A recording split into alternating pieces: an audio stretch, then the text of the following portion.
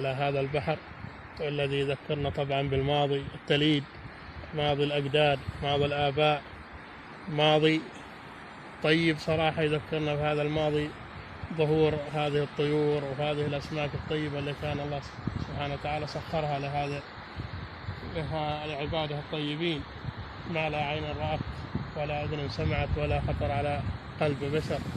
فهذا البحر الطيب من أنعم الله التي أنعم الله بها على هذا الإنسان.